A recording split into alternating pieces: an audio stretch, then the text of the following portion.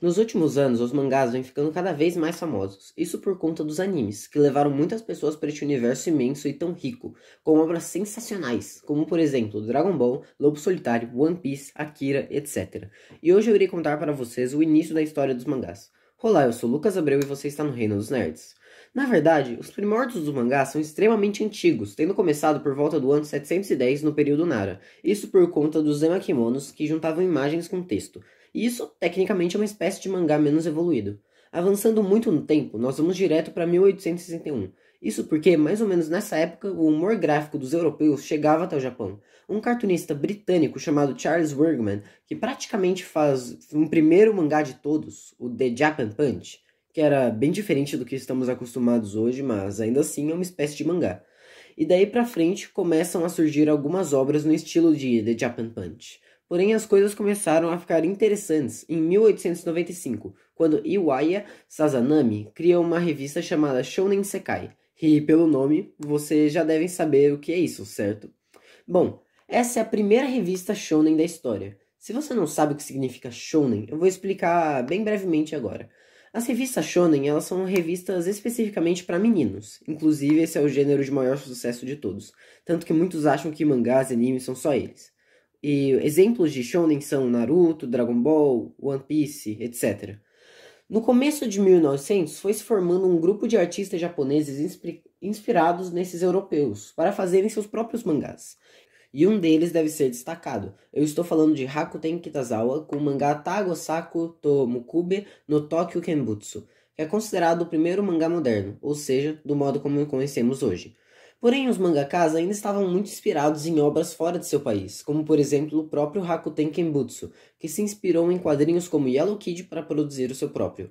Foi um processo lento até os mangás começarem a tomar forma de verdade. Porém, enquanto isso não acontecia, surgia a primeira revista shoujo, a Shoujo Sekai. As revistas shoujo são revistas especificamente para meninas, ou seja, mais ou menos o contrário do shounen. Também surgiriam revistas para as crianças, a Shonen Paku. E também foi mais ou menos nessa época que começaram a surgir balões de fala, algo que, por mais incrível que pareça, não tinha. Antes de implementarem os balões de fala, os mangás eram mudos, ou só tinham algumas coisinhas escritas que foram jogadas de qualquer maneira sobre a página. Durante a década de 30, lançaram obras como Norakuro Speed Taro, Bouken da Kishi, Nazu no Kuroba e Fuku-chan. E por que eu citei todas essas obras? Isso porque elas têm algo em comum. Bem, nos Estados Unidos ocorreu um código de censura nos quadrinhos que mudou completamente a trajetória dos super-heróis. E no Japão não foi diferente. Mas nos Estados Unidos o código de censura não era exigido pelo governo. Já no Japão, o próprio governo impôs a toda a imprensa essa censura. Além de tudo isso, o governo japonês começou a utilizar os mangás para fazer propagandas durante esse período. Porém, na metade da década de 40, essa censura foi retirada, mas o mercado de mangás não estava em um bom momento. Talvez, se você sabe bastante sobre a história, deve ter percebido que eu citei que nós estamos na década de 40. E qual foi o maior marco da década de 40? Exatamente, a Segunda Guerra Mundial. Durante o período da guerra, o Japão se tornou bastante pobre e os mangakas mal tinham materiais para trabalhar. E por conta disso, nessa época, os mangás decaíram muito. As pessoas não tinham dinheiro para comprar, as editoras mal tinham condições de publicar as obras, por sinal, praticamente nem tinham papel, e os mangakas, que já eram poucos, quase não tinham nanquim. Inclusive, é por conta dessa escassez de material que os mangás são em preto e branco, e por conta disso tornou-se algo cultural.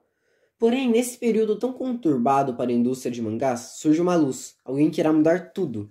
Esse alguém é conhecido até hoje como Deus do Mangá, o maior de todos, o que estabeleceu de uma vez por todas como será o mangá, um dos maiores gênios, não só dos mangás, mas sim dos quadrinhos mundiais. E esse alguém é o Osamu Tezuka.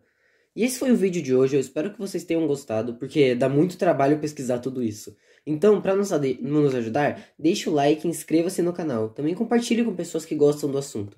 E bom, como vocês podem perceber, tá muito longe de terminar a história dos mangás. Tanto que só agora, no final desse vídeo, chegamos na consolidação do mangá como conhecemos hoje. Então não percam a parte 2. Até a próxima, tchau!